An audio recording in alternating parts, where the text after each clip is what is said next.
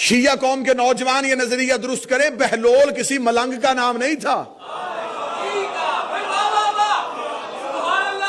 وہ کسی گلی میں پھرتے ہوئے دیوانی کا نام نہیں تھا، وقت کا فقیہ تھا۔ امام نے کہا جنون اختیار کر، پاگل بن کے دربار میں بیٹھ جا اور اس کی آنکھوں میں آنکھیں ڈال رکھنا، حکومت کی باتیں کرے پرواہ نہ کرنا، دنیا کے کتے ہیں دنیا میں رہنے دے، لیکن اگر دین پہ حملہ کرنے فوراً اٹھ کے کھڑا ہو جانا۔ بہلول بیٹھا رہتا تھا، جب بھی شریعت پہ حملہ ہونے لگتا بہلول حرور کی آنکھوں میں آنکھیں ڈال دیتا۔ امام زندان میں خلافت کے چہرے میں تماچا مار رہے تھے، جن کا دیوانہ اتنا فقیہ ہے وہ آل محمد کیسے عالم۔ دو طرح کے تاثر دنیا میں پائے جاتے ہیں، کیونکہ آج بہت بڑا دن تھا، لیکن آپ نے دیکھا کہ امت مسلمہ اس دن کو بھول چکی ہے۔ سوائے مذہب اہل بیت کے ماننے والوں کو کسی کو نہیں پتا کہ 28 رجب کو کیا ہوا تھا۔ تاریخ نے لکھا ہوا ہے، ان کے ہاں بھی تواریخ میں یہ لکھا ہوا ہے، لیکن دو تاثر پائے جاتے ہیں۔ پہلا تاثر یہ پایا جاتا ہے کہ تخت اور حکومت کے لیے مدینہ چھوڑا جا رہا تھا۔ دوسرا تاثر یہ پایا جاتا تھا کہ حکومت کے خوف کی وجہ سے مدینہ چھوڑا جا رہا تھا۔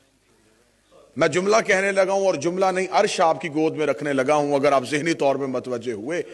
حسین اگر صحابی ہوتے تو ان دونوں میں سے ایک کوئی ایک الزام مانا جا سکتا تھا۔ جنہوں نے حضرت امام حسین کو رضی اللہ کہا وہ یہ کہہ سکتے ہیں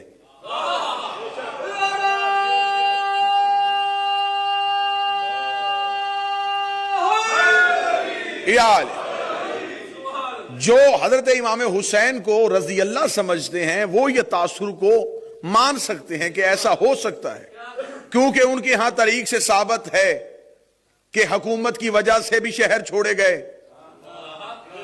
اور ڈر کی وجہ سے بھی شہر چھوڑے گئے۔ لڑائی سقیفہ بنی سعدہ میں حکومت کی وجہ سے ہوئی تھی، لیکن جنہوں نے حضرت امام حسین کو علیہ السلام کہا انہوں نے اس تاثر کو ماننے سے انکار کر دیا۔ انہیں خبر تھی کہ امام جو کام بھی کرتے ہیں وہ دین کے لیے کرتے ہیں۔ یہاں تخت تاج حکومت اس چیز کا لالچ نہیں ہوتا۔ دوسرا سمجھنے والا مسئلہ صاحب یہ ہے کہ یہ سوال دیکھنا چاہیے کہ جس شخص سے یہ کام سرزد ہو رہا ہے اس کی شخصیت کیا ہے۔ یہ کام کوئی مدینے کا عام شخص نہیں کر رہا، خود فرزند رسول کر رہے ہیں۔ 26 رجب کو مدینہ میں دربار میں بلا کے والی مدینہ کے ذریعے یزید نے بیعت کا مطالبہ کیا۔ 28 رجب کو امام حسین نے مدینہ چھوڑ دیا۔ اتنی بڑی تیاری 2 دن میں ہو نہیں سکتی تھی۔ اس کا مطلب کہ حسین پہلے جانتے تھے کہ مجھے ان ایام میں، تمہید میں آپ میرا ساتھ دیجئے گا، کہ مجھے ان ایام میں ہجرت کرنی ہے، لہذا امام حسین علیہ السلام نے مکمل تیاری کے ساتھ 28 رجب کو مدینہ چھوڑ دیا۔ اور امام حسین علیہ السلام نے چھپ کے مدینہ نہیں، اعلان کروا کے مدینہ چھوڑا۔ وقت کا امام مستقبل میں ہونے والے تمام الزامات سے باخبر تھا، لہذا امام حسین علیہ السلام نے رات کی تاریکی میں ولید سے ملنا بھی گوارا نہیں کیا، اور امام حسین علیہ السلام نے کہا دن کی روشنی میں مجھ سے بیعت کا مطالبہ کرنا۔ اور جب اس نے دربار میں کہا کہ میں چاہتا ہوں کہ یزید کا یہ خط ہے اور وہ کہتا ہے کہ آپ میری بیعت کریں، کیا کہنے، میں نے طریق کے تمام قبلہ تشریف فرما ہے اور آگ کو کھنگال کھنگال کے دیکھ لیا۔ شاید میرے مولا حسین نے کوئی لمبا چوڑا خطبہ دیا ہو، شاید میرے مولا امام حسین نے بیٹھ کے کوئی بات کی ہو، ذہن میری جانب توجہ رکھیے گا۔ میں پہلا نتیجہ آج کی گفتگو کا دینے لگا ہوں۔ امام حسین کا ایک ہی جملہ ملتا ہے جو دربار ولید میں امام حسین نے کہا، اور وہ جملہ اپنے اندر اتنی وسعت رکھتا تھا کہ امام حسین نے اپنا جواب بھی دے دیا، اپنے باپ کا کردار بھی بتا دیا، اپنے خاندان کا کردار بھی بتا دیا۔ امام حسین کا کون کہتا ہے بیعت؟ یزید مجھ سے بیعت مانگ رہا ہے، اسے صرف اتنا جواب لکھ کے بھیج دے کہ حسین کہتا ہے انا حسین ابن علی، انا حسین ابن علی، انا حسین ابن علی، میں علی کا بیٹا ہوں، میں علی کا بیٹا ہوں۔ جب میرے باپ نے اس جیسے کی نہیں کی تھی، میں اس جیسے کی کیسے کر سکتا؟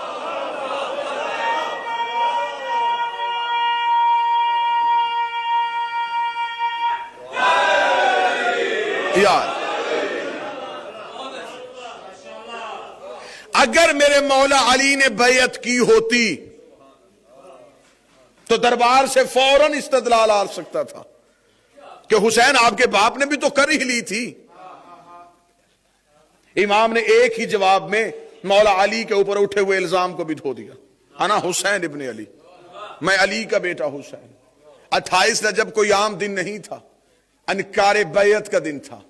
حسین نے تخت تاج حکومت کو پاؤں کی جوتی پہ رکھا. حسین نے انکار کر دیا، اور اگر معاذ اللہ ثم معاذ اللہ حسین بیعت کر بھی لیتے تو یہ جو حسین سے بیعت مانگی جا رہی تھی یہ صرف حسین کا ہاتھ نہیں تھا. حسین کے ہاتھ کے اوپر حسن کا ہاتھ تھا، حسن کے ہاتھ کے اوپر امیر المومنین کا ہاتھ تھا، امیر المومنین کے ہاتھ کے اوپر رسالت مآب کا ہاتھ تھا، رسالت مآب کے ہاتھ کے اوپر ابراہیم کا ہاتھ تھا، ابراہیم کے ہاتھ کے اوپر موسیٰ کا ہاتھ تھا، موسیٰ کے ہاتھ کے اوپر آدم کا ہاتھ تھا. جو بیعت مانگ رہا تھا ہاتھ اس کا بھی اکیلا نہیں تھا، اس کے ہاتھ میں اس کے باپ کا ہاتھ تھا، اس کے ہاتھ میں ابو سفیان کا ہاتھ تھا، اس کے ہاتھ میں نمرود کا ہاتھ تھا، اس کے ہاتھ میں فرعون کا ہاتھ تھا، اس کے ہاتھ میں ابلیس کا ہاتھ تھا. یہ حسین نے ہاتھ پیچھے کر کے زمانے کو بتا دیا کہ اگر میں بیعت کر لیتا تو پھر تاریخ یہ لکھ دیتی حسین نے یزید کی بیعت نہیں کی، حسن نے معاویہ کی بیعت کر لی تھی، رسول کے ابو جہل کی بیعت کر لی تھی، ابراہیم نے نمرود کی بیعت کر لی تھی، موسیٰ نے فرعون کی بیعت کر لی تھی، آدم نے شیطان کی بیعت کر لی تھی. حسین نے کہا میں ہاتھ پیچھے کر کے صرف حسینیت نہیں بچا رہا، آدم سے لے کے ساری نبوتیں بچا رہا.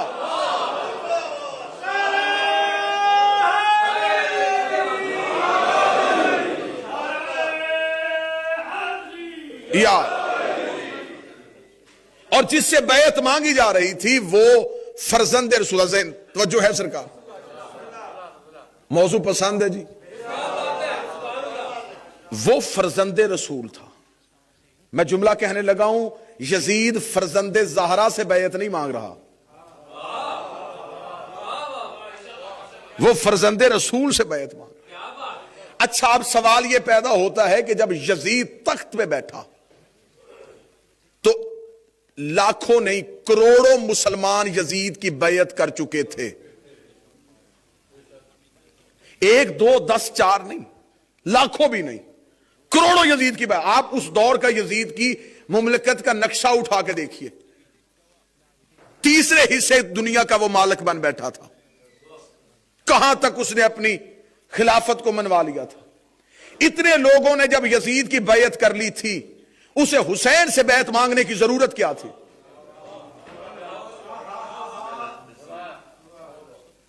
جب اتنے لوگ اس کی بیعت کر چکے تھے اسے کیا ضرورت تھی امام حسین سے بیعت مانگے؟ اور دوسرا سوال یہ کہ یزید کو خبر تھی کہ حسین نے میری بیعت نہیں کرنی. جس گھر میں مسلم لیگ کا جھنڈا لگا ہو، پیپلز پارٹی کا امیدوار ووٹ مانگنے آتا ہی نہیں. اب تھوڑا زبان سے بولیں گے تو بات بنے گی. جب اسے پتا تھا یہ رسول کا بیٹا ہے تو قبلہ اس نے بیعت کا مطالبہ کیوں کر دیا؟ اور دوسری یہ بات طے شدہ تھی کہ کروڑوں مسلمان اس کی بیعت کر چکے ہیں، اسے حسین کی بیعت کی ضرورت کیا تھی؟ جس کے بیلٹ باکس سے لاکھوں ووٹ نکل آئیں اسے کسی ایک کے منت کرنے کی ضرورت کیا تھی؟ اب وجہ یہ تھی کہ وہ حسین سے بیعت اس لیے چاہتا تھا کہ یزید چاہتا تھا کہ میں حاکم وقت نہیں خلیفہ رسول بنوں، اور اسے پتا تھا جب تک حسین نہیں لکھ کے دے گا. اب دیکھیے حسین کیسا بدلہ لے رہے ہیں.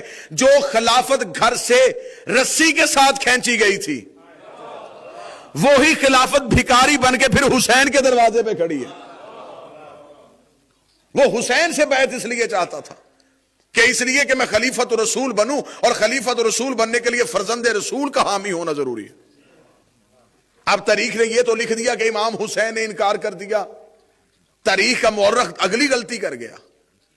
اگر اس نے چاہتا تھا کہ اسلام میں فرقے نہ بنے تو وہ اگلی سچائی بھی لکھ کے جاتا. اس نے یہ تو بتا دیا کہ حسین نے انکار کر دیا. اس نے یہ کیوں نہیں بتایا کہ جن لوگوں نے بیعت کر لی تھی وہ کون تھے؟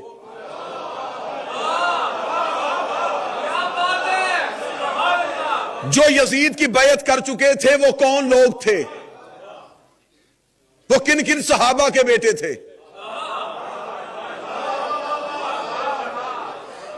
انہوں نے دوبارہ بیعت توڑی کب؟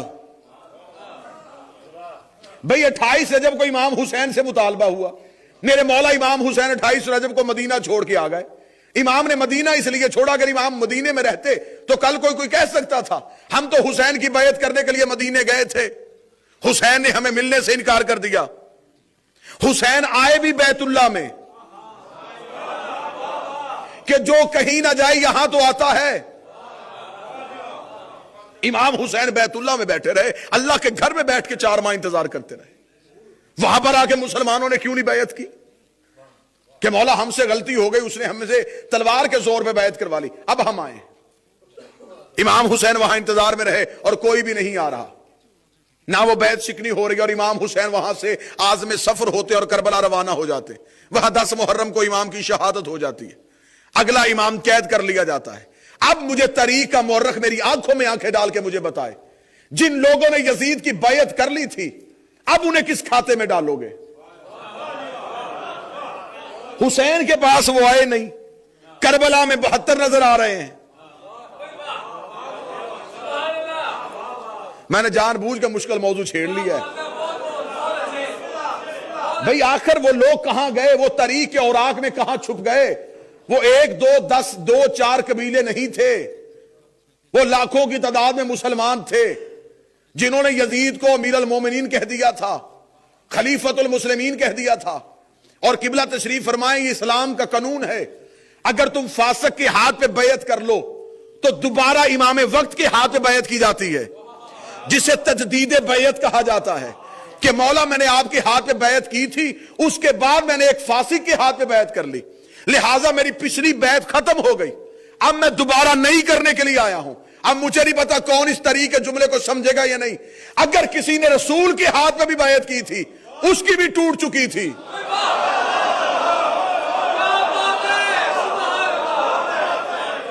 اگر کسی کی بیعت رسول کے ہاتھ پہ ہو چکی تھی تو وہ ختم ہو چکی تھی، اب اسے آنا چاہیے تھا فرزند رسول کے پاس،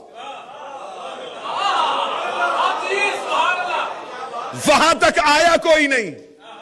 شیعہ آج ہم سے سوال نہ کیا کرے کہ ہم تھوڑے کیوں ہیں،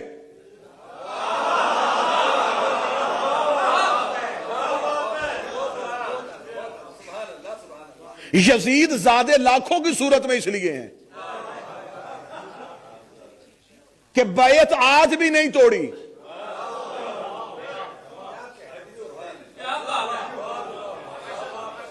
کس امام کے دور میں آ کے بیعت کی تم نے؟ تم کیا سمجھتے تھے اماموں کو قید میں رکھا ہوا ہے؟ امام کو قید میں نہیں رکھا ہوا تھا، امام نے امت کو قید میں رکھا ہوا تھا۔ اور یہ اگلا میں نتیجہ ضرور دوں کہ یہ قطعاً یہ غلط ہے کہ امام حسن نے شرائط لکھوائی اور امام حسین کربلا کے لیے میدان جنگ میں جنگ کے لیے چلے گئے۔ اگر امام حسین کے دور میں حسن بھی ہوتے تو وہی کرتے جو حسین نے کیا، اور اگر امام حسن کے دور میں حسین بھی ہوتے تو وہی کرتے جو امام حسن نے کیا۔ خلافت محتاج امامت ہے، امامت محتاج خلافت نہیں ہے۔ امت یہ سمجھتی تھی کہ ہم نے امام کے ہاتھ میں زنجیریں باندھ دی، ہر دور کے امام کو زندان میں رکھ دیا، تو اس کا مطلب یہ ہے کہ اب امام قید ہو گیا ہے۔ جس میرے مولا کے پچھلے دنوں میں آپ نے دن منائے ہیں 25 رجب کا، اس میرے مولا نے کتنا طریق ساز جملہ کہا تھا۔ اس میرے مولا کو قید خانے اور زندان میں بٹھا کے ہارون الرشید یہ سمجھتا تھا امام قید خانے میں ہے اور میں اب اپنی مرضی سے دین چلاؤں گا۔ امام نے زنجیریں پہن لی اور امام نے اس کے منہ پہ زوردار تماچا کیسا مارا۔ امام نے کہا تو کیا سمجھتا ہے کہ تو اولاد رسول کو قید خانے میں رکھ کے اپنی مرضی سے اسلام کو سنوارے گا؟ امام نے ایک فقیہ کو پاگل بنا کے دربار میں بٹھا دیا۔ شیعہ قوم کے نوجوان یہ نظریہ درست کریں، بہلول کسی ملنگ کا نام نہیں تھا، وہ کسی گلی میں پھرتے ہوئے دیوان